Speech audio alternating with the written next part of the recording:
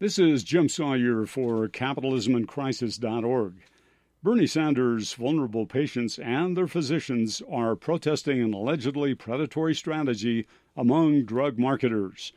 Old drugs are bought up by aggressive pharmaceutical CEOs and then re-released as specialty items subject to explosive price increases. Daraprim, for instance, a 6-decade-old workhorse for some life-threatening infections, was acquired recently by Turing Pharmaceuticals. Turing, a startup ran until recently by former hedge fund manager Martin Shkreli, jacked up the price overnight over 50 times to $750 a tablet. Then in December, Shkreli was arrested on unrelated charges. The 32-year-old CEO allegedly funneled money from another of his companies, Retrofin, to pay off so-called investors from a money-losing hedge fund he previously operated. But wait, there's more. Other pharmaceutical houses, including Canada's Valeant, are pursuing similar strategies, allegedly now with hedge funds circling, snacking on the carcasses of consumers being picked clean by the egregious self-interest of financiers.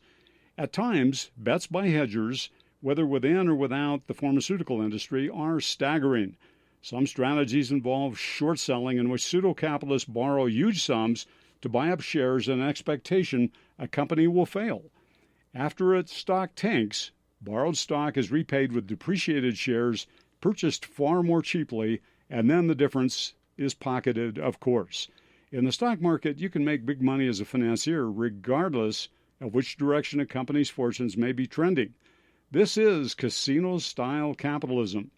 Regular folks get left on the sidelines, of course. That is, until some become financially mangled by the need for life-saving drugs, too often linking them of necessity to companies with predatory strategies.